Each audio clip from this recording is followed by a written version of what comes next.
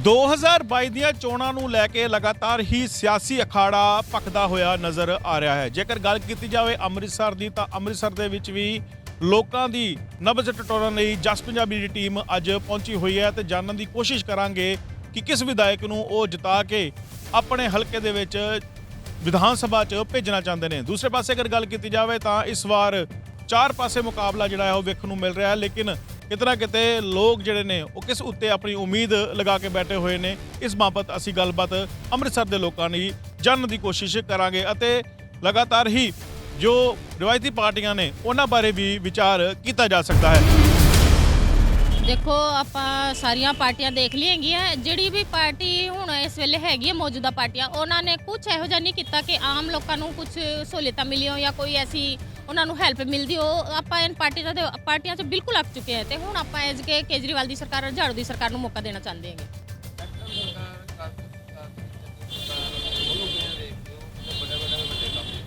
ਉਹਨਾਂ ਨੇ ਕੁਝ ਨਹੀਂ ਕੀਤਾ, ਉਹ ਸਿਰਫ ਝੂਠੇ ਵਾਅਦੇ ਕਰਦੇ ਹੈਗੇ, ਕਰਦੇ ਉਹ ਕੁਝ ਵੀ ਨਹੀਂ ਹੈਗੇ ਆ। ਸਾਨੂੰ ਤੇ ਪੂਰੇ ਪੰਜਾਬ ਨੂੰ ਤੇ ਮੈਨੂੰ ਤੇ ਉਹਨਾਂ ਤੇ ਬਿਲਕੁਲ ਭਰੋਸਾ ਨਹੀਂ ਰਿਹਾ ਹੈਗਾ। ਆਪਾਂ ਉਹਨਾਂ ਨੂੰ ਹੁਣ ਮੌਕਾ ਨਹੀਂ ਦੇਣਾ, ਆਪਾਂ ਝਾੜੂ ਵਾਲੀ ਸਰਕਾਰ ਨੂੰ ਮੌਕਾ ਦੇਣਾ ਹੈ, क्योंकि केजरीवाल जी ने दिल्ली में ਜਿਹੜੇ ਕੰਮ ਕਰਕੇ ਦਿਖਾਏ ਹੈਗੇ ਆ ਉਹ ਉਹਨਾਂ ਨੇ ਪੰਜਾਬ 'ਚ ਵੀ ਕਰਨੇ ਹੈਗੇ ਉਹ ਸਾਰੇ ਕੰਮ, ਤੇ ਆਪਾਂ ਨੂੰ ਉਹਨਾਂ ਤੇ ਭਰੋਸਾ ਹੈਗਾ। ਕਿਸੇ ਨੂੰ ਕੋਈ ਨੌਕਰੀ ਨਹੀਂ ਦਿੱਤੀ, ਸਿਰਫ ਝੂਠੇ ਵਾਅਦੇ ਕਰਦੇ ਆ, ਝੂਠੇ ਲਾਰੇ ਦਿੱਤੇ ਲੋਕਾਂ ਨੂੰ। ਹੁਣ ਲੋਕੀ ਵੀ ਸਮਝ ਚੁੱਕੇ ਹੈਗੇ ਆ, ਲੋਕਾਂ ਨੂੰ ਉਹਨਾਂ ਦੀ ਜਿਹੜੀ ਉਹਨਾਂ ਦੀ ਚਾਲ ਹੈਗੀ ਉਹ ਸਮਝ ਆ ਗਈ ਹੈਗੀ। ਹੁਣ ਉਹਨਾਂ 'ਚ ਗੱਲਾਂ 'ਚ ਨਹੀਂ ਆਣਾ ਕਿਸੇ ਲੋਕਾਂ ਨੇ। ਪਬਲਿਕ ਨੂੰ ਵੀ ਆਪਾਂ ਇਹ ਸਮਝਾਵਾਂਗੇ ਵੀ ਜਿਹੜੀ ਦੇਖੋ ਆਮ ਲੋਕਾਂ ਦੀ ਸੁਣਦੀ ਹੈਗੀ ਹੈ ਜਿਹੜੀ ਸਰਕਾਰ, ਉਹ ਸਰਕਾਰ ਲੈ ਕੇ ਆਓ। ਬਾਕੀ ਆਪਣੇ ਬੱਚਿਆਂ ਦਾ ਭਵਿੱਖ ਅੱਗੇ ਆਪਾਂ ਨੇ ਹੀ ਵੇਖਣਾ ਹੈਗਾ। ਆਪਾਂ ਝਾੜੂ ਦੀ ਸਰਕਾਰ ਦੇ ਨਾਲ ਹੈਗੇ।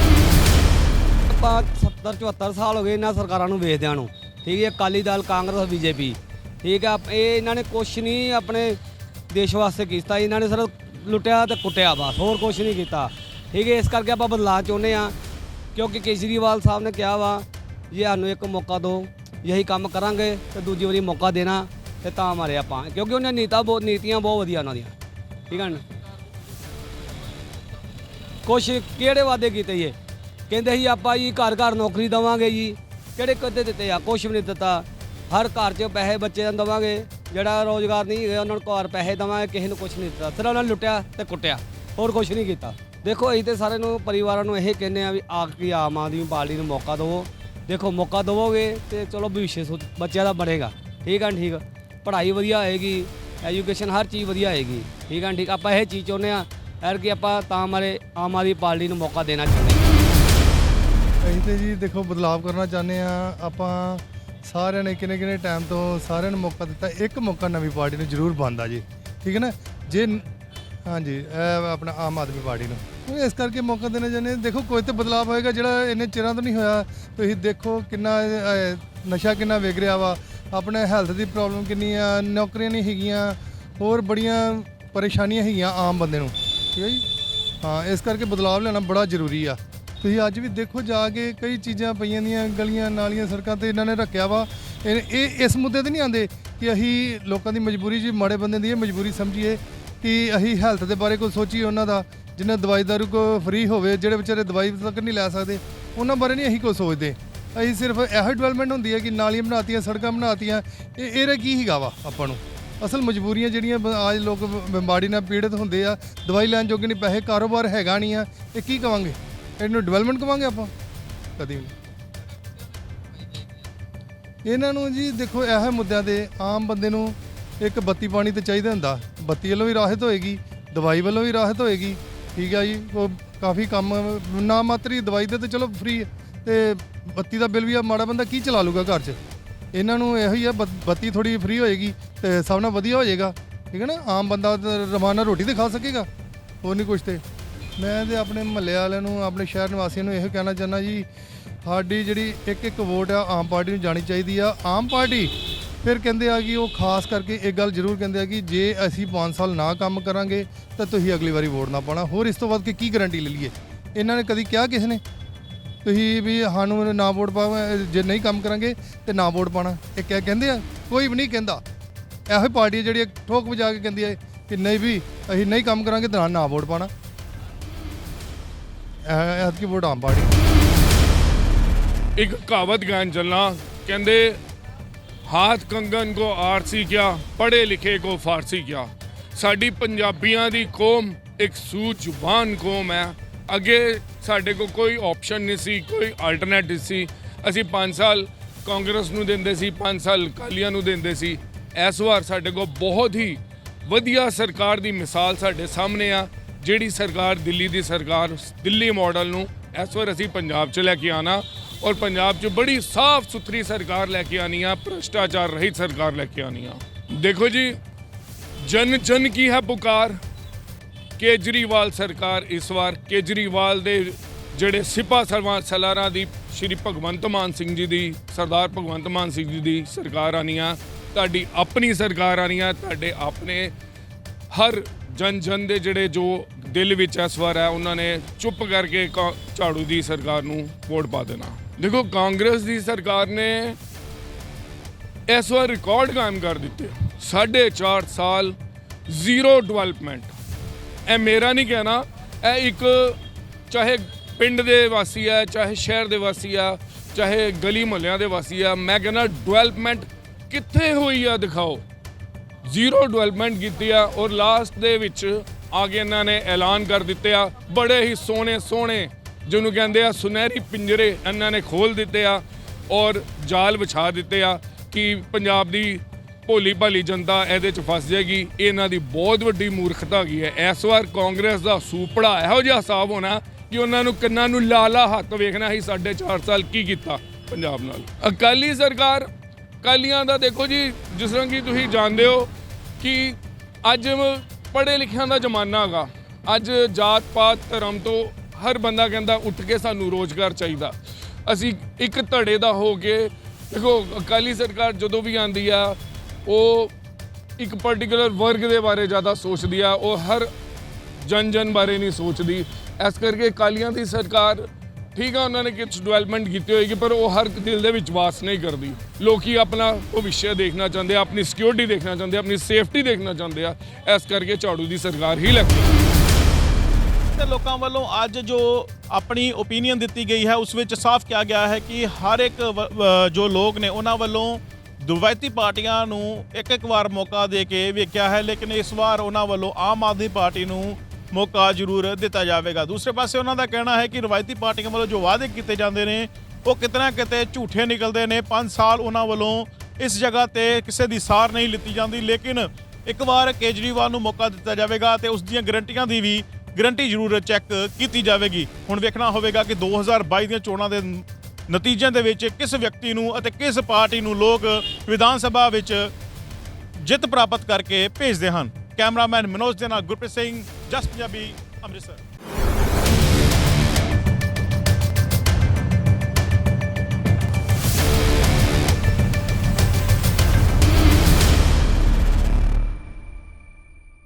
ਨਵੀਂ ਸਿੱਖਿਆ ਨੀਤੀ ਦੀ ਗੱਲ ਕੀਤੀ ਜਾ ਰਹੀ ਹੈ ਤਾਂ ਕਿਤੇ ਨਾ ਕਿਤੇ ਸਿੱਖਿਆ ਆਨਲਾਈਨ ਕੀਤੀ ਜਾ ਰਹੀ ਹੈ। ਕੀ ਕਹਿਣਾ ਚਾਹੋਗੇ, ਸਰਕਾਰ ਕਿਸ ਤਰ੍ਹਾਂ ਦੀ ਹੋਣੀ ਚਾਹੀਦੀ ਹੈ? ਕੀ ਕਮੀਆਂ ਹੈਗੀਆਂ, ਕੀ ਚਾਹੁੰਦੇ ਨੇ ਲੋਕ? ਹਾਂ ਦੇਖੋ, ਲੋਕ ਤਾਂ ਬਹੁਤ ਕੁਝ ਚਾਹੁੰਦੇ ਨੇ, ਲੇਕਿਨ ਅਸਲ ਦੇ ਵਿੱਚ ਮੇਰੇ ਤੋਂ ਪਹਿਲਾਂ ਜਿਹੜੇ ਦੋ ਬੁਲਾਰੇ ਨੇ ਇੱਕ ਗੱਲ ਕੀਤੀ ਕਿ ਇੱਕ ਬੁਲਾਰੇ ਨੇ ਗੱਲ ਕੀਤੀ ਕਿ ਕਿਸਾਨ ਘੋਲਨੇ ਦੇ ਵਿੱਚ ਸਰਕਾਰ ਨੂੰ ਬਿੱਲ ਵਾਪਸ ਲੈਣੇ ਪਏ। ਇੱਥੇ ਅਗਰ ਆਪਾਂ ਦੇਖੀਏ, ਮੈਂ ਨਾ ਇੱਕ ਅਕੈਡਮਿਕ ਨਜ਼ਰੀਏ ਤੋਂ ਗੱਲ ਕਰੂੰਗਾ। ਅਸੀਂ ਜਿਸ ਕਲਾਸ ਤੋਂ ਉਮੀਦ ਕਰਦੇ ਹਾਂ, ਪੋਲੀਟੀਕਲ ਕਲਾਸ ਤੋਂ, ਕਿ ਉਹ ਸਾਡੇ ਭਲੇ ਲਈ ਸਟੈਪ ਚੁੱਕਣਗੇ, ਇਹ ਮੁਮਕਿਨ ਨਹੀਂ ਹੈ। ਕਿਉਂਕਿ ਅਗਰ ਕਿਸੇ ਦਾ ਫਾਇਦਾ ਮੈਨੂੰ ਅਨਪੜ੍ਹ ਰੱਖ ਕੇ, ਮੈਨੂੰ ਦਬਾ ਕੇ ਉਹਦਾ ਫਾਇਦਾ ਹੋ ਰਿਹਾ ਤੇ ਉਹ ਕਿਉਂ ਸਟੈਪ ਚੁੱਕੂਗਾ? ਅਗਰ ਅਸੀਂ ਦੇਖੀਏ ਮੁੱਦਿਆਂ ਦੀ ਗੱਲ, ਜਿਹੜਾ ਇਹ ਪੰਜਾਬ ਹੈ, ਪੰਜਾਬ ਮੈਂ ਮਤਲਬ ਅਗਰ 5 ਜਿਹੜੇ ਇਲਾਕਿਆਂ 'ਚ ਆਪਣੇ ਇਲੈਕਸ਼ਨਸ ਹੋ ਰਹੇ ਨੇ, ਸਟੇਟਸ ਦੀ ਗੱਲ ਕਰੀਏ, ਜਿਹੜਾ ਯੂਪੀ ਸੀਗਾ, ਯੂਪੀ ਦੇ ਵਿੱਚ ਇੱਕ ਫੈਨੋਮੀਨਾ 17, 14, 19 ਦੇ ਵਿੱਚ ਜਿਹੜਾ ਚੱਲਿਆ ਸੀਗਾ, ਉਹ ਸੀ ਹਿੰਦੂ ਮੁਸਲਿਮ ਦਾ। ਲੇਕਿਨ ਹੁਣ ਅਸੀਂ ਦੇਖ ਰਹੇ ਹਾਂ ਕਿ ਸਾਰੇ ਪਾਸੇ ਜਿਹੜਾ ਇੱਕ ਮਤਲਬ ਸਭ ਤੋਂ ਵੱਡਾ ਜਿਹੜਾ ਇਸ਼ੂ ਇਸ ਸਮੇਂ ਇਲੈਕਸ਼ਨਸ ਦੇ ਵਿੱਚ ਹੈ, ਉਹ ਹੈ ਬੇਰੁਜ਼ਗਾਰੀ। ਲੇਕਿਨ ਸਾਡੀ ਸਰਕਾਰ, ਜਿਹੜੀ ਸਰਕਾਰ ਮਤਲਬ ਕੇਂਦਰ ਦੇ ਵਿੱਚ ਹੈ, ਇੰਨੀ ਸਿਆਣੀ ਹੈ ਕਿ ਉਹਨੇ ਡਾਟਾ ਹੀ ਚੱਕਤਾ ਕਿ ਬੇਰੁਜ਼ਗਾਰੀ ਦਾ ਡਾਟਾ ਭਾਰਤ ਦੇ ਵਿੱਚ ਕਿੰਨਾ ਹੈ। ਪੇਟ ਨਾਲ ਪਈਆਂ ਰੋਟੀਆਂ, ਸਭੇ ਗੱਲਾਂ ਖੋਟੀਆਂ। ਜਿਹੜਾ ਹਰ ਸਟੇਟ ਦੇ ਵਿੱਚ ਜਿਹੜਾ ਸਭ ਤੋਂ ਪਹਿਲਾ ਇਸ਼ੂ ਹੈ, ਉਹ ਹੈ ਰੋਜ਼ਗਾਰ। ਰੋਜ਼ਗਾਰ ਲੋਕਾਂ ਨੂੰ ਮਿਲ ਨਹੀਂ ਰਿਹਾ ਕਿਉਂਕਿ ਸਰਕਾਰ ਦੀ ਨੀਅਤ ਨਹੀਂ।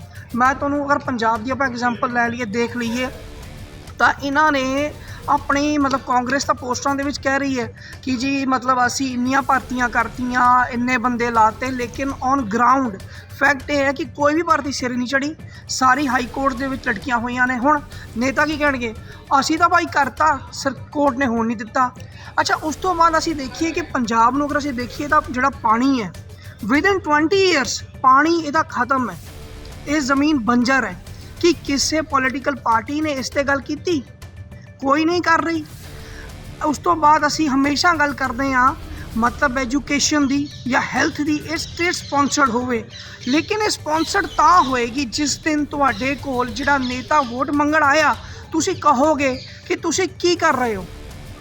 ਅਸਲ ਦੇ ਵਿੱਚ ਜਦ ਤੱਕ ਲੋਕ ਆਪਣੇ ਹੱਕਾਂ ਲਈ ਖੜਦੇ ਨਹੀਂ ਤਦ ਤੱਕ ਸਿਸਟਮ ਦੇ ਵਿੱਚ ਚੇਂਜ ਨਹੀਂ ਆਏਗਾ, ਕਿਉਂਕਿ ਜਿਹੜੇ ਐਗਜ਼ਿਸਟਿੰਗ ਪੋਲੀਟੀਕਲ ਕਲਾਸ ਹੈ ਅਤੇ ਐਗਜ਼ਿਸਟਿੰਗ ਸਿਸਟਮ ਹੈ ਉਹਨੂੰ ਉਹ ਸਵਾਦ ਲੈ ਰਿਹਾ। ਤੁਸੀਂ ਇਸ ਹੈਰਾਨੀ ਦੀ ਗੱਲ ਦੇਖੋ ਕਿ ਇੱਥੇ ਪੋਲੀਟਿਕਸ ਕਿਹੋ ਜਿਹੀ ਹੋ ਰਹੀ ਹੈ ਪੰਜਾਬ ਦੀ। ਅਗਰ ਆਪਾਂ ਐਗਜ਼ਾਮਪਲ ਲਈਏ 2 ਖੇਤਰਾਂ ਦੀ, ਸਿੱਧੂ ਸਾਹਿਬ ਨੂੰ ਹਰਾਉਣ ਲਈ ਉਹਦੀ ਪਾਰਟੀ ਦੇ ਲੋਕ ਲੱਗੇ ਹੋਏ ਨੇ ਔਰ ਮਜੀਠੀਆ ਸਾਹਿਬ ਆ ਗਏ, ਮਨਪ੍ਰੀਤ ਬਾਦਲ ਦੇ ਨਾਲ ਫਰੈਂਡਲੀ ਮੈਚ ਖੇਡਿਆ ਜਾ ਰਿਹਾ ਉੱਥੇ, ਸਿੰਗਲਾ ਸਾਹਿਬ ਨੂੰ ਕਹਿੰਦੇ ਤੇਰੀ ਬਲਦਰ ਦੇਣੀ ਅਸੀਂ। ਸੋ ਇਹ ਕਿਸ ਤਰ੍ਹਾਂ ਦੀ ਪੋਲੀਟਿਕਸ ਹੋ ਰਹੀ ਹੈ। ਸੋ ਇਹਨਾਂ ਤੋਂ ਅਸੀਂ ਉਮੀਦ ਕਰੀਏ ਕਿ ਇਹ ਸਾਡਾ ਵਿਕਾਸ ਕਰਨਗੇ। ਉਸ ਤੋਂ ਪਹਿਲਾਂ ਅਗਰ ਯੂਪੀ ਦਾ ਐਗਜ਼ਾਮਪਲ ਲਈਏ, ਮੈਂ ਨਾਂ ਨਹੀਂ ਲਊਂਗਾ, 2017, 19 ਤੇ 14 ਦੇ ਵਿੱਚ ਜਿਸ ਰੋਲ ਸੀ ਬੀਜੇਪੀ ਨੂੰ ਲਿਆਉਣ 'ਚ, ਹੁਣ ਉਹ ਕਹਿੰਦਾ ਕਿ ਹਮੇ ਇਸੇ ਕੋ ਮਤਲਬ ਨਹੀਂ ਹੈ। ਮਤਲਬ ਇਸ ਕਲਾਸ ਤੋਂ ਉਮੀਦ ਰੱਖਣਾ ਹਾਨੀਕਾਰਕ ਹੈ। ਇੱਕ ਵੋਟਰ ਨੂੰ ਜਾਗਰੂਕ ਹੋਣਾ ਪਏਗਾ ਆਪਣੀ ਰਿਸਪੌਂਸਿਬਿਲਟੀ ਲਈ, ਉਹਨੂੰ ਚੇਂਜ ਲਈ ਡਿਮਾਂਡ ਕਰਨੀ ਪਏਗੀ, ਕਿਉਂਕਿ ਇਹ ਜਿਹੜਾ ਐਗਜ਼ਿਸਟਿੰਗ ਪੈਟਰਨ ਹੈ, ਜਿਹੜਾ ਲਾਰਜੈਸਟ ਵੋਟ ਲੈ ਗਿਆ ਉਹ ਪਾਵਰ 'ਚ ਆ ਗਿਆ, ਉਹਨੇ ਰੂਲ ਕਰ ਰਿਹਾ। ਜਦ ਤੱਕ ਅਸੀਂ ਇਸ ਸਿਸਟਮ ਨੂੰ ਚੈਲੰਜ ਨਹੀਂ ਕਰਤੇ, ਇਹਨੂੰ ਚੇਂਜ ਨਹੀਂ ਕਰਤੇ, ਤਦ ਤੱਕ ਚਾਹੇ ਕੇਜਰੀਵਾਲ ਸਾਹਿਬ ਆਉਣ, ਚਾਹੇ ਜਿਹੜਾ ਮਰਜ਼ੀ ਹੈ ਕੇਜਰੀਵਾਲ। ਲੇਕਿਨ ਮੈਂ ਗੱਲ ਕਹੂੰਗਾ, ਬਿਲਕੁਲ ਸਹਿਮਤ ਹਾਂ ਕਿ ਕੇਜਰੀਵਾਲ ਤਾਂ ਡਿਊਲ ਇਨਸਾਨ ਹੈ, ਡਿਊਲ। ਜਦੋਂ ਸ਼ਾਹੀਨ ਬਾਗ 'ਚ ਦੰਗੇ ਹੁੰਦੇ ਨੇ ਉੱਥੇ ਕੋਈ ਪੀਸ ਮਾਰਚ ਨਹੀਂ, ਕੱਲ੍ਹ ਦਿੱਲੀ ਦੇ ਵਿੱਚ ਇੱਕ ਰੇਪ ਹੁੰਦਾ ਹੈ ਉੱਥੇ ਕੋਈ ਪੀਸ ਮਾਰਚ ਨਹੀਂ, ਪੰਜਾਬ 'ਚ ਆ ਕੇ ਜਿੱਥੇ ਪਠਾਨਕੋਟ, ਜਲੰਧਰ ਹਿੰਦੂ ਡੋਮੀਨੇਟਿੰਗ ਏਰੀਆਜ਼ ਦੇ ਵਿੱਚੋਂ ਪੀਸ ਮਾਰਚ ਕਰ ਰਿਹਾ ਟੂ ਕਮਿਊਨਲਾਈਜ਼ ਦਾ ਐਟਮੋਸਫੇਅਰ ਇਨ ਪੰਜਾਬ। ਸੋ ਇਹਨਾਂ ਨੇਤਾਵਾਂ ਤੋਂ ਸਾਨੂੰ ਕੱਖ ਉਮੀਦ ਨਹੀਂ। ਮੈਂ ਇਹ ਗੱਲ ਕਹੂੰਗਾ ਕਿ ਅਸਲ ਮੁੱਦਿਆਂ ਤੋਂ ਬਹੁਤ ਦੂਰ ਨੇ। ਅਸਲ ਮੁੱਦੇ ਨੇ, ਇਹ ਸਾਡੀ ਬਦਕਿਸਮਤੀ ਨਹੀਂ ਤਾਂ ਹੋਰ ਕੀ ਹੈ ਕਿ 70 ਸਾਲ ਤੋਂ ਬਾਅਦ ਵੀ ਸਾਡੇ ਮੁੱਦੇ ਉਹੀ ਨੇ, ਰੋਟੀ, ਕੱਪੜਾ ਔਰ ਮਕਾਨ। ਕਿਉਂਕਿ ਸਿਸਟਮ ਜਿਸ 'ਚ ਅਸੀਂ ਰਹਿ ਰਹੇ ਹਾਂ, ਜੇ ਚੱਲ ਰਹੇ ਹਾਂ, ਸਿਸਟਮ 'ਚ ਖਰਾਬੀਆਂ ਨੇ ਅਤੇ ਸਿਸਟਮ ਸਾਨੂੰ ਹੀ ਚੇਂਜ ਕਰਨਾ ਪਏਗਾ, ਉੱਠਣਾ ਪਏਗਾ, ਲੜਨਾ ਪਏਗਾ, ਕਿਸਾਨ ਕੋਲ ਤੋਂ ਕੁਝ ਸਿੱਖਣਾ ਪਏਗਾ ਜੀ। ਸੋ ਦੱਸ ਦਈਏ ਕਿ ਕਿਤੇ ਨਾ ਕਿਤੇ ਕਹਿਣਾ ਹੈਗਾ ਕਿ ਮੁੱਦਿਆਂ ਦੀ ਰਾਜਨੀਤੀ ਨਹੀਂ ਹੋ ਰਹੀ, ਰਾਜਨੀਤੀ ਦੇ ਵਿੱਚ ਲਗਾਤਾਰ ਜਿਹੜੀ ਮੈਚ ਫਿਕਸਿੰਗ ਚੱਲ ਰਹੀ ਹੈ, ਕਿਤੇ ਨਾ ਕਿਤੇ ਲੋਕਾਂ ਨੂੰ ਖੁਦ ਸਵਾਲ ਕਰਨੇ ਪੈਣਗੇ। ਪਹਿਲਾਂ ਵੀ ਇਹ ਗੱਲ ਸਾਹਮਣੇ ਆਈ ਸੀ ਕਿ ਜਿਹੜੇ ਨੇਤਾ ਹੈਗੇ ਨੇ ਜੇ ਕਿਤੇ ਜਾਣਗੇ ਤਾਂ ਉਹਨਾਂ ਨੂੰ ਸਵਾਲ ਪੁੱਛੇ ਜਾਣਗੇ। ਸਵਾਲ ਪੁੱਛੇ ਤੋਂ ਬਿਨਾਂ ਰਾਜਨੀਤੀ ਦਾ ਕੋਈ ਹੱਲ ਨਜ਼ਰ ਨਹੀਂ ਆ ਰਿਹਾ। ਹੋਰ ਵੀ ਹੈਗੇ ਨੇ ਸਾਡੇ ਨਾਲ ਦੋਸਤ, ਉਹਨਾਂ ਨਾਲ ਗੱਲਬਾਤ ਕਰ ਲੈਂਦੇ ਹਾਂ। ਕੀ ਕਹਿਣਾ ਚਾਹੂੰਗਾ, ਕਿਸ ਤਰ੍ਹਾਂ ਦੀ ਸਰਕਾਰ ਹੋਣੀ ਚਾਹੀਦੀ ਹੈ, ਰਾਜਨੀਤੀ 'ਚ ਹੋ ਕੀ ਰਿਹਾ? ਜਿਵੇਂ ਮੈਂ ਤੁਹਾਡੇ ਮਾਧਿਅਮ ਰਾਹੀਂ ਇੱਕ ਆਡੀਅנס ਨੂੰ ਵੀ ਸਵਾਲ ਪੁੱਛਦਾ, ਜੋ ਕੁਝ ਅਸੀਂ ਵਰਤ ਰਹੇ ਹਾਂ, ਜੋ ਕੁਝ ਅਸੀਂ ਇਸਤੇਮਾਲ ਕਰ ਰਹੇ ਹਾਂ, ਮੈਂ ਅਰਥ ਸ਼ਾਸਤਰ ਦਾ PhD ਦਾ ਵਿਦਿਆਰਥੀ, ਇਸ ਕਰਕੇ ਮੈਂ ਉਹ ਐਂਗਲ ਤੋਂ ਗੱਲ ਕਰ ਰਿਹਾ ਹਾਂ ਵੀ ਅੱਜ ਜੋ ਅਸੀਂ ਵਰਤ ਰਹੇ ਹਾਂ ਕਿਰਤ ਨਾ ਬਣਿਆ। ਜੇ ਇੱਕ ਬਿਲਡਿੰਗ ਦੇ ਵਿੱਚੋਂ ਕਿਰਤ ਲੇਬਰ ਕੱਢ ਦਿੱਤੀ ਜਾਵੇ ਜਾਂ ਚੈਨਲ ਦੇ ਵਿੱਚ ਇੱਕ ਲੇਬਰ ਕੱਢ ਦਿੱਤੀ ਜਾਵੇ, ਜਿਵੇਂ ਤੁਸੀਂ ਸਾਡੇ ਕੋਲ ਆਏ ਹੋ, ਪਿੱਛੇ ਕੀ ਬਚੂਗਾ? ਨਾ ਚੈਨਲ ਚੱਲ ਸਕਦਾ, ਮਿੱਟੀ ਦਾ ਢੇਰ ਇੱਕ ਬਿਲਡਿੰਗ ਹੋਊਗੀ। ਪਰ ਅੱਜ ਦੇ ਸਮੇਂ 'ਚ ਜੇ ਸਾਧਨਾਂ ਦੀ ਮਾਲਕੀ ਕਹੀਏ ਮੁੱਠੀ ਭਰ ਲੋਕਾਂ ਦੇ ਉੱਤੇ, ਜਿਹੜੇ ਲੱਤ ਦੇ ਉੱਤੇ ਲੱਤ ਰੱਖ ਕੇ ਜਾਂ ਮੰਤਰੀਆਂ ਦੇ ਰੂਪ 'ਚ ਨੇ ਜਾਂ ਬੜੇ ਅੰਬਾਨੀਆਂ ਦੇ ਰੂਪ ਦੇ ਵਿੱਚ ਨੇਗੇ, ਇਹਦੇ ਵਾਸਤੇ ਫਿਰ ਕੀ ਆ, ਜਿਹੜਾ ਬਜਟ ਦਾ ਹਿੱਸਾ ਗਾ, ਜਿਵੇਂ ਸੈਂਟਰ ਗੌਰਮੈਂਟ ਦਾ ਵੀ ਬਜਟ ਦਾ ਹਿੱਸਾ ਬੜੇ NPA ਹੁੰਦੇ ਆ। NPA ਦਾ ਮਤਲਬ ਕੀ ਹੁੰਦਾ? ਬੜੇ ਸਰਮਾਏਦਾਰਾਂ ਦੀ ਜੇਬਾਂ ਭਰਨੀਆਂ। 6-6 ਲੱਖ ਕਰੋੜ ਰੁਪਇਆ ਉਹਨਾਂ ਨੂੰ ਛੋਟ ਦਿੱਤੀ ਜਾਂਦੀ ਆ। ਇੱਥੇ ਕਿਸਾਨ ਮਜ਼ਦੂਰ ਖੁਦਕੁਸ਼ੀਆਂ ਨਾਲ ਮਰਦੇ ਆ ਕਿ ਛੋਟੇ ਕਰਜ਼ਿਆਂ ਦੇ ਨਾਲ। ਇਹਦੇ ਉੱਤੇ ਮੈਨੂੰ ਲੱਗਦਾ ਵੀ ਜੇ ਕੋਈ ਜਿਹੜੀਆਂ ਅੱਜ ਦੀਆਂ, ਜਿਵੇਂ ਪਹਿਲਾਂ ਵਾਲੇ ਸਾਥੀਆਂ ਨੇ ਗੱਲ ਕੀਤੀ, ਉਹਨਾਂ ਨਾਲ ਲਗਭਗ ਮੈਂ ਸਹਿਮਤ ਹਾਂ ਸਾਰੀਆਂ ਗੱਲਾਂ ਦੇ ਨਾਲ। ਜਿਵੇਂ ਮੈਨੂੰ ਲੱਗਦਾ ਜੇ ਲੋਕ ਪੱਖੀ ਸਰਕਾਰ ਹੋਊਗੀ, ਉਹਨਾਂ ਵਾਸਤੇ ਮੁੱਖ ਮੁੱਦੇ ਕਿਹੜੇ ਹੋਣਗੇ? ਉਹਨਾਂ ਵਾਸਤੇ ਮੁੱਖ ਮੁੱਦੇ ਕਿਰਤੀ ਲੋਕਾਂ ਦੇ ਜਿੰਨੇ ਕਰਜ਼ੇ ਨੇਗੇ, ਜਿਹੜੇ ਲੋਕ ਕਿਰਤ ਕਰਕੇ ਸਮਾਜ ਨੂੰ ਅੱਜ ਚਲਾ ਰਹੇ ਨੇ, ਉਹਨਾਂ ਦੇ ਕਰਜ਼ੇ ਮਾਫ ਕਰੂਗੀ। ਜਾਂ ਆਪਾਂ ਗੱਲ ਕਰੀਏ ਜਿਹੜਾ ਸਿੱਖਿਆ ਦਾ ਰੁਜ਼ਗਾਰ ਆ, ਸਿੱਖਿਆ ਤੇ ਰੁਜ਼ਗਾਰ ਇੱਕ ਫੰਡਾਮੈਂਟਲ ਰਾਈਟ ਹੋਣਾ ਚਾਹੀਦਾ। ਫੰਡਾਮੈਂਟਲ ਰਾਈਟ ਤੋਂ ਭਾਵ ਕੀ ਆ? ਜਿਵੇਂ ਕਿ ਅੱਜ ਦੇ ਸਮੇਂ ਦੇ ਵਿੱਚ ਜੇ ਕਿਸੇ ਵਿਦਿਆਰਥੀ ਨੂੰ, ਜੇ ਕਿਸੇ ਨੌਜਵਾਨ ਨੂੰ ਸਿੱਖਿਆ ਨਹੀਂ ਮਿਲੂਗੀ, ਉਹ ਅੱਜ ਦੇ ਸਮਾਜ 'ਚ ਇੱਕ ਸਨਮਾਨਯੋਗ ਜ਼ਿੰਦਗੀ ਨਹੀਂ ਜਿਉ ਸਕਦਾ। ਜਿੰਨੀਆਂ ਸਹੂਲਤਾਂ, ਜਿੰਨੀਆਂ ਚੀਜ਼ਾਂ ਉਹਨੂੰ ਐਕਸੈਸ ਨਹੀਂ ਕਰ ਸਕਦਾ। ਇਸ ਕਰਕੇ ਕੋਈ ਵੀ ਸਰਕਾਰ ਜਿਹੜੀ ਹੋਊਗੀ ਫੰਡਾਮੈਂਟਲ ਰਾਈਟ ਉਹਨੂੰ ਬਣਾਊਗੀ। ਦੂਜੀ ਗੱਲ ਕੀ ਆ? ਜਿਹੜਾ ਰੁਜ਼ਗਾਰ ਦਾ, ਅੱਜ ਕਿੰਨੀ ਬੇਰੁਜ਼ਗਾਰੀ ਫਿਰਦੀ ਆ। ਲੋਕ ਆਪਣੀ ਸਨਮਾਨਯੋਗ ਜ਼ਿੰਦਗੀ ਜਿਉਣ ਜਾਂ ਉਹਨਾਂ ਨੂੰ ਜਿਉਣ ਦਾ ਹੱਕ ਆ, ਕਿਰਤ ਕਰਕੇ ਆਪਦਾ ਖਾਣ। ਇਸ ਕਰਕੇ ਰੁਜ਼ਗਾਰ ਫੰਡਾਮੈਂਟਲ ਰਾਈਟ ਦੇ ਵਿੱਚ ਆਉਣਾ ਚਾਹੀਦਾ, ਲੋਕਾਂ ਨੂੰ ਉਹ ਮਿਲੇ। ਇਸ ਦੇ ਵਾਸਤੇ ਜਿਵੇਂ ਜਨਤਕ ਸਹੂਲਤਾਂ ਨੇਗੀਆਂ, ਜਿਹੜਾ ਰਾਸ਼ਨ ਵੰਡ ਪ੍ਰਣਾਲੀ ਆ, ਉਹਦੇ 'ਚ ਵੱਡਾ ਹਿੱਸਾ ਲੈ ਕੇ ਆਉਣਾ ਚਾਹੀਦਾ। ਜਾਂ ਕੀ ਆ, ਲੋਕ ਪੱਖੀ ਜਿਹੜੀਆਂ ਹੈਗੀਆਂ ਨੇ, 1908 ਦੇ ਵਿੱਚ ਕ੍ਰਾਈਸਿਸ ਆਇਆ, ਸਬ ਪ੍ਰਾਈਮ ਨਾਂ ਦਾ ਕ੍ਰਾਈਸਿਸ। ਜੀ, ਜਿਸ ਤਰ੍ਹਾਂ ਮੈਂ ਤੁਹਾਡੀ ਗੱਲ ਨੂੰ ਟੋਕੂਗਾ, ਜਿਸ ਤਰ੍ਹਾਂ ਰਾਜਨੀਤਿਕ ਪਾਰਟੀਆਂ ਕਹਿ ਰਹੀਆਂ ਨੇ ਕਿ ਅਸੀਂ 1000 ਰੁਪਇਆ ਦੇਵਾਂਗੇ, ਹਰ ਮਹੀਨੇ 2000 ਰੁਪਇਆ ਦੇਵਾਂਗੇ, ਉਸ ਗੱਲ ਨਾਲ ਸਹਿਮਤ ਹੋ ਗਏ? ਜਿਵੇਂ ਜਿਹੜੀਆਂ ਇਹ ਨਹੀਂ ਗਾ ਬਜਟ ਦਾ ਇੱਕ ਹਿੱਸਾ ਹੁੰਦਾ ਪੂਰੇ ਬਜਟ ਦਾ। ਭਾਰਤ ਦਾ 23 ਲੱਖ ਕਰੋੜ ਰੁਪਏ ਲਗਭਗ ਬਜਟ ਆ ਤੇ ਆਪਣਾ ਵੀ ਇੱਥੇ 1.25 ਲੱਖ ਕਰੋੜ ਰੁਪਏ ਦਾ ਬਜਟ ਹੈਗਾ। ਉਹਦੇ ਵਿੱਚੋਂ ਇੱਕ ਹੱਥ ਤੋਂ ਮੈਂ ਇੱਕ ਸ਼ਰਟ ਦੀ ਇੱਕ ਸਾਈਡ ਪਾੜ ਕੇ ਦੂਸਰੀ ਸਾਈਡ ਤੇ ਬੰਨਣ ਨਾਲ ਕੋਈ ਮਤਲਬ ਨਹੀਂ ਬਣਦਾ ਹੈਗਾ। ਜੇ ਦੇਖੀਏ ਸਰਕਾਰੀ ਹਸਪਤਾਲਾਂ ਦੇ ਹਾਲਾਤ ਦੇਖੀਏ, ਰਜਿੰਦਰਾ ਹਸਪਤਾਲ ਉਹਦਾ ਹਾਲਾਤ ਦੇਖੀਏ, ਆਪਣੀ ਯੂਨੀਵਰਸਿਟੀ ਦੇ ਤੋਂ ਪਹਿਲਾਂ ਬੁਲਾਰੇ ਨੇ ਦੱਸ ਕੇ ਹਟਿਆ ਕੀ ਹਾਲਤ ਹੈ ਇੱਥੇ, ਕਰਜ਼ੇ 'ਚ ਡੁੱਬੀ ਪਈ ਆ। ਜਾਂ ਆਪਾਂ ਅਲੱਗ-ਅਲੱਗ ਪੱਧਰ ਦੇ ਉੱਤੇ ਜਿਹੜੀ ਜਨਤਕ ਸਹੂਲਤਾਂ ਨੇ ਉਹਨਾਂ ਦੇ ਉੱਤੇ ਕੱਟ ਲਾ ਕੇ ਇਸ ਤਰੀਕੇ ਦੇ ਛੋਟਾਂ ਦਈਆਂ ਨੇ, ਉਹਦੇ ਨਾਲ ਕੀ ਫਾਇਦਾ ਹੋਊਗਾ? ਉਹਦੇ ਨਾਲ ਕੋਈ ਫਾਇਦਾ ਨਹੀਂ ਹੋਊਗਾ। ਜੇ ਆਪਾਂ ਕਿਸੇ ਕੁੱਲ ਮਿਲਾ ਕੇ ਪਾਲਿਸੀ ਦੀ ਗੱਲ ਕਰੀਏ, ਪ੍ਰਾਈਵੇਟਾਈਜੇਸ਼ਨ ਇੱਕ ਸੈਂਟਰ ਗਵਰਨਮੈਂਟ ਵੀ ਲੈ ਕੇ ਆ ਰਹੀ, ਸਟੇਟ ਗਵਰਨਮੈਂਟਾਂ ਜਿੰਨੀਆਂ ਆਈਆਂ ਨੇ ਉਹ ਲੈ ਕੇ ਆ ਰਹੀਆਂ ਨੇਗੀਆਂ। ਜਾਂ ਜਨਤਕ ਸਹੂਲਤਾਂ ਦੇ ਉੱਤੇ ਵਰਲਡ ਵਾਈਡ WTO ਨੇ ਜੋ ਐਲਾਨ ਕੀਤਾ, ਉਹਨਾਂ ਨੂੰ ਅੱਜ ਦੇ ਸਮੇਂ 'ਚ 1991 ਤੋਂ ਲੈ ਕੇ ਹੁਣ ਤੱਕ ਅਲੱਗ-ਅਲੱਗ ਪੱਧਰ ਦੇ ਉੱਤੇ ਜਿਹੜਾ ਹੈਗਾ ਜਨਤਕ ਅਦਾਰੇ ਉਹ ਵੇਚੇ ਜਾ ਰਹੇ ਨੇਗੇ। ਜਿਵੇਂ ਗੱਲ ਕੀ ਹੈ ਪਾਲਿਸੀ ਪੱਧਰ ਦੇ ਉੱਤੇ ਹੁਣ ਐਜੂਕੇਸ਼ਨ ਨੂੰ ਬਚਾਉਣਾ, ਜਿਵੇਂ ਸਿੱਖਿਆ ਨੀਤੀ ਦੀ ਤੋਂ ਪਹਿਲਾਂ ਵੀ ਗੱਲ ਕੀਤੀ ਹੈ 2020 ਦੇ ਵਿੱਚ ਜਿਹੜੀ ਸਿੱਖਿਆ ਨੀਤੀ ਆਈ ਆ ਉਹ ਗੱਲੇ ਪ੍ਰਾਈਵੇਟਾਈਜੇਸ਼ਨ ਦੀ ਕਹਿੰਦੀ ਆ। ਉਹ ਕਹਿੰਦੀ ਵੀ ਕੁਝ ਉੱਦਮੀ ਆਉਣ ਜਿਹੜੇ ਕਿ ਸੇਵਾ ਕਰਨ ਵਾਸਤੇ ਆਉਣ, ਸਰਕਾਰ ਆਪਦੇ ਹਿੱਸੇ ਦੀ ਜਿਹੜੀ ਜ਼ਿੰਮੇਵਾਰੀ ਬਣਦੀ ਆ। ਜਿਵੇਂ ਹੁਣ ਅੱਜ ਸਰਕਾਰੀ ਸਕੂਲ ਕਾਲਜ ਸਰਕਾਰ ਚਲਾ ਰਹੀ ਆ, ਉਹ ਕਹਿੰਦੇ ਵੀ ਕੁਝ ਸੇਵਾਦਾਰ ਲੋਕ ਆਉਣ ਜਿਹੜੇ ਇਹਨੂੰ ਚਲਾਉਣ। ਇਹਦਾ ਮਤਲਬ ਕੀ ਆ? ਅਸੀਂ ਆਪਦੇ ਹੱਕ ਤੋਂ ਪਿੱਛੇ ਭੱਜ ਰਹੇ ਜਾਂ ਸਰਕਾਰ ਕੋਲ ਪੈਸਾ ਨਹੀਂ ਹੈਗਾ ਜਾਂ ਲੋਕਾਂ ਕੋਲ ਜ਼ਰੂਰਤਾਂ ਨਹੀਂ ਹੈਗੀਆਂ। ਜਿਵੇਂ ਗੱਲ ਕਿ ਲੋਕਾਂ ਦੇ ਜ਼ਰੂਰਤਾਂ ਵੀ ਬਹੁਤ ਜ਼ਿਆਦਾ ਨੇਗੀਆਂ ਤੇ ਉਹਦੇ ਉੱਤੇ ਸਰਕਾਰ ਕੋਲ ਪੈਸਾ ਵੀ ਬਹੁਤ ਜ਼ਿਆਦਾ ਆ। ਗੱਲ ਆ ਉਹਨਾਂ ਦਾ ਮੂੰਹ ਕਿੰਨਾ ਵੱਲ ਖੋਲ੍ਹਣਾ। ਜਿਹੜਾ ਬਜਟ ਦਾ, ਮੇਰੀ ਗੱਲ ਤਾਂ ਲਾਸਟ ਆ ਵੀ ਜਿਹੜਾ ਬਜਟ ਦਾ ਮੂੰਹ ਕਿਹਦੇ ਵੱਲ ਨੂੰ ਖੋਲ੍ਹਣਾ। ਜਿਹੜੀਆਂ ਛੋਟੇ ਸਹੂਲਤਾਂ ਨੇ ਇਹਦੇ ਨਾਲ ਕੀ ਫਰਕ ਪਊਗਾ? ਇੱਕ ਪਰਿਵਾਰ ਦੀ 2 ਤੋਂ 3 ਹਜ਼ਾਰ ਰੁਪਇਆ ਖਰਚਾ ਬੱਚੇ ਨੂੰ ਪੜ੍ਹਾਉਣ ਦੇ ਉੱਤੇ ਆਉਂਦਾ ਜੇ ਇੱਕ ਬੱਚਾ ਹੈਗਾ। ਇਸ ਤੋਂ ਬਿਨਾਂ ਕੋਈ ਬਿਮਾਰ ਹੋ ਗਿਆ, ਬੰਦੇ ਦਾ ਘਰ-ਬਾਰ ਵਿਕ ਜਾਂਦਾ ਗਾ। ਜਿਵੇਂ ਗੱਲ ਕਿ ਜਿੰਨੇ ਪੈਸੇ ਵੰਡ ਰਹੇ ਨੇ ਇਕੱਲੇ ਬੰਦੇ ਨੂੰ, ਇਹਦੇ ਸਰਕਾਰੀ ਹਸਪਤਾਲ ਖੋਲ੍ਹੇ ਜਾ ਸਕਦੇ ਨੇ, ਇਹਦੇ ਸਰਕਾਰੀ ਸਕੂਲ ਕਾਲਜ ਖੋਲ੍ਹੇ ਜਾ ਸਕਦੇ ਨੇ, ਜਿਹਦੇ ਉੱਤੇ ਜੇ ਪਰ ਪਰਸਨ ਜੇ ਕਾਸਟ ਦੀ ਗੱਲ ਕਰੀਏ ਬਹੁਤ ਛੋਟੀ ਪੈ ਜੂਗੀ। ਜਿਵੇਂ ਸਾਨੂੰ ਹੁਣ ਮੈਂ ਉਦਾਹਰਨ ਦੇ ਤੌਰ ਤੇ ਗੱਲ ਕਰਨਾ ਚਾਹੁੰਦਾ, ਜਿਵੇਂ ਸਾਡੇ ਵਾਸਤੇ ਕਿਤੇ ਜਾ ਕੇ ਇਲਾਜ ਕਰਾਉਣਾ, ਇੱਕ ਪਰਿਵਾਰ ਵਾਸਤੇ ਪੂਰੇ ਪਿੰਡ ਵਾਸਤੇ ਕਿੱਡਾ ਵੱਡਾ ਖਰਚਾ ਪੈਂਦਾ 3-3 4-4 ਹਜ਼ਾਰ ਮਹੀਨੇ ਦਾ। ਉਹ ਪਿੰਡ ਦੀ ਜੇ ਪੂਰੀ ਆਮਦਨ ਗੱਲ ਕਰੀਏ, ਉਨੀ ਕੁ ਆਮਦਨ ਦੇ ਉੱਤੇ ਸਰਕਾਰ ਜਿਹੜੀਆਂ ਬਾਕੀ ਸਹੂਲਤਾਂ ਦੇ ਰਹੀਆਂ ਜਿਹੜੇ ਸਿਰਫ ਵੋਟਾਂ ਵਾਸਤੇ, ਉਹਨਾਂ ਵਾਸਤੇ ਜੇ ਉਹਨਾਂ ਦੀ ਏਰੀਆ 'ਚ ਇੱਕ ਹਸਪਤਾਲ ਖੋਲ੍ਹ ਦਿੱਤਾ ਜਾਵੇ, ਉਹਨਾਂ ਵਿੱਚ ਇੱਕ ਸਕੂਲ ਖੋਲ੍ਹ ਦਿੱਤਾ ਜਾਵੇ, ਆਵਾਜਾਈ ਦਾ ਜਿਹੜਾ ਖਰਚਾ ਪੈਂਦਾ, ਟਰਾਂਸਪੋਰਟੇਸ਼ਨ ਦਾ ਜਿਹੜਾ ਖਰਚਾ ਪੈਂਦਾ, ਜਾਂ ਬੱਚਿਆਂ ਨੂੰ ਪੜ੍ਹਾਉਣ ਦਾ ਜਿਹੜਾ ਖਰਚਾ ਪੈਂਦਾ, ਇਲਾਜ ਦਾ ਖਰਚਾ ਪੈਂਦਾ, ਉਹ ਓਵਰਆਲ ਕਾਸਟ ਜੇ ਸਮਾਜ ਦੀ ਕਾਸਟ ਆ ਬਹੁਤ ਘੱਟ ਜੂਗੀ। ਇਸ ਕਰਕੇ ਮੇਰਾ ਮਤਲਬ ਇਹ ਆ ਵੀ ਜਿਹੜੇ ਛੋਟੇ ਵੋਟ ਬਟੋਰੂ ਪਾਰਟੀਆਂ ਲੁਭਾਵੇਂ ਵਾਅਦੇ ਕਰਦੀਆਂ ਨੇ, ਉਸੇ ਤਰੀਕੇ ਨਾਲ ਵੀ ਸਾਨੂੰ ਵੋਟ ਦੇ ਦੇਣ। ਜਿਹੜੀ ਆਪਣੀ ਅਸਲ ਜ਼ਿੰਮੇਵਾਰੀ ਆ ਸਹੂਲਤਾਂ ਦੇਣੀਆਂ ਜਾਂ ਲੋਕਾਂ ਨੂੰ, ਉਹ ਤੋਂ ਬਹੁਤ ਦੂਰ ਭੱਜਦੇ ਨੇਗੇ। ਇਹ ਜਿਹੜੀ ਲਗਾਤਾਰ ਕਿਰਤੀ ਲੋਕਾਂ ਦੇ ਉੱਤੇ ਹਮਲਾ ਗਾ, ਉਹਦੀ ਲਗਾਤਾਰਤਾ ਦੇ ਵਿੱਚ ਹੀ ਇਹ ਆ। ਮੈਂ ਇਸ ਤਰੀਕੇ ਨਾਲ ਸੋਚਦਾ। ਸੋ ਤੁਹਾਨੂੰ ਦੱਸ ਦਈਏ ਕਿ ਸਰਕਾਰਾਂ ਜਿਹੜੀਆਂ ਲਗਾਤਾਰ ਆਪਣੀਆਂ ਜਿਹੜੀਆਂ ਜ਼ਿੰਮੇਵਾਰੀਆਂ ਨੇ ਉਸ ਤੋਂ ਭੱਜ ਰਹੀਆਂ ਨੇ। ਕਿਤੇ ਨਾ ਕਿਤੇ ਅਸੀਂ ਗੱਲਬਾਤ ਕੀਤੀ ਹੈ, ਉਹਨਾਂ ਦਾ ਕਹਿਣਾ ਹੈਗਾ ਕਿ ਲੋਕਾਂ ਨੂੰ ਵੀ ਸਮਝਣਾ ਪਵੇਗਾ ਕਿ ਆਖਰ ਰਾਜਨੀਤੀ ਕਿਸ ਪਾਸੇ ਨੂੰ ਜਾ ਰਹੀ ਹੈ, ਤਾਂ ਦੂਜੇ ਪਾਸੇ ਆਪਣੀਆਂ ਜ਼ਿੰਮੇਵਾਰੀਆਂ ਨੂੰ ਵੀ ਸਮਝਣਾ ਪਵੇਗਾ। ਸਰਕਾਰਾਂ ਵੱਲੋਂ ਕਿਹਾ ਜ਼ਰੂਰ ਜਾਂਦਾ, ਲੇਕਿਨ ਜਿਹੜੀ ਮੁਫਤਖੋਰੀ ਆ ਉਸ ਵੱਲ ਲੋਕਾਂ ਨੂੰ ਧੱਕਿਆ ਜਾ ਰਿਹਾ। ਜਦੋਂ ਤੱਕ ਲੋਕ ਸਵਾਲ ਨਹੀਂ ਪੁੱਛਣਗੇ ਉਦੋਂ ਤੱਕ ਜਿਹੜੀ ਰਾਜਨੀਤੀ ਆ ਉਹ ਸਹੀ ਦਿਸ਼ਾ ਦੇ ਵਿੱਚ ਨਹੀਂ ਜਾ ਸਕੇਗੀ। ਬਹਰਹਾਲ ਸਾਨੂੰ ਦਿਓ ਇਜਾਜ਼ਤ, ਤੁਸੀਂ ਦੇਖਦੇ ਰਹੋ ਜਸਟ ਟੀਵੀ।